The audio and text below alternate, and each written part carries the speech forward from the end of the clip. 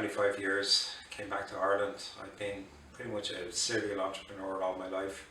Some companies have been very, very successful, taken from startups to 2,500 employees, even quoted on NASDAQ. What I wanted to do really was set up my own company, take a technology, take a product and bring it to market. So I'd gone around the various universities in Dublin and taken a look at products in the technology hubs. I met up with Dermot Tierney at Dublin Institute of Technology, DIT. Dermot introduced me to a product that they had been developed, serialized holography.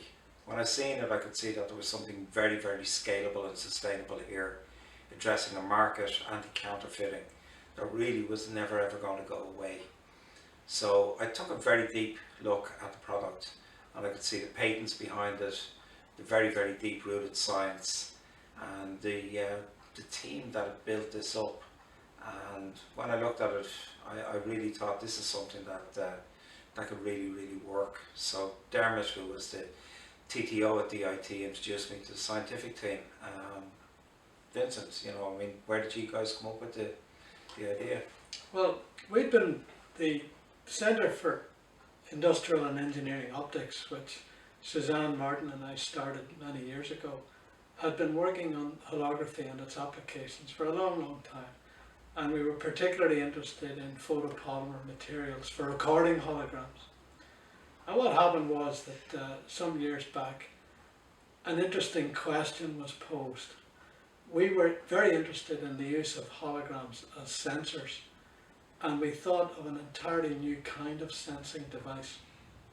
But when we studied the properties, the actual processes involved, we realized that it had much wider implications than we had originally thought. And one of them was the idea that you could make serialized holograms using this technique. Now what I mean by that is that conventionally all the holograms you see on credit cards and the like, they're all identical because they're all made from a single master hologram. They're all exact copies, if you like. And the idea that you could do holography in an entirely different way, and in that way be able to make holograms, all of which are absolutely unique, serialized, and that would include things like barcodes and so on, we thought was very attractive as a way of combating counterfeit product, and indeed dangerous product. But of course it's one thing to develop this kind of idea in the laboratory and make it work on a one-off basis.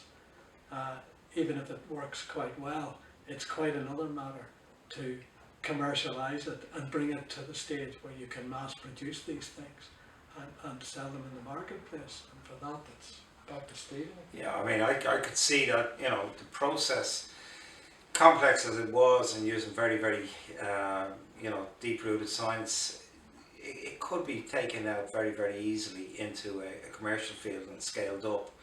But what I needed there was a CTO that had the mechanical and the optical and laser background to being able to do this and to take it from, one hologram in 20 minutes using 8 different processes and 4 people in 3 rooms. And that's where I was introduced to Dinesh Radha, who also came from DIT and was a graduate from DIT. So Dinesh. Yeah, well I met Vincent and Suzanne when I was doing my PhD. I needed a bit of lab space. So in return for the lab space and some optical components, I built the very first prototype Optrace machine. So it was a small exposure unit which I think was shown to Stephen when he came on.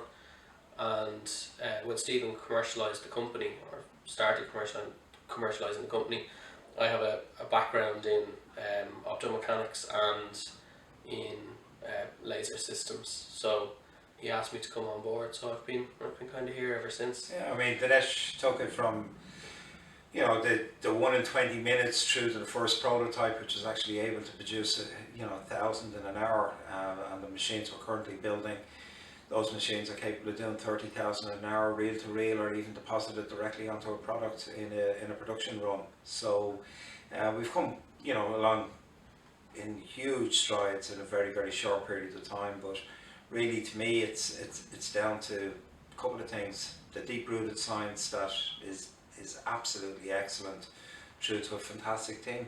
Suzanne, Isabella, all the people that are involved in the team, and we're making great progress, and we will continue to do so. You know, we're not just sticking with single products, but we're moving on. We've developed the world's first purely holographic QR code, where each QR code produced is serialized and unique from the previous one. So we can have a run of 30,000 where every single QR code is separate and uniquely identifiable. So onwards and upwards for Optrace.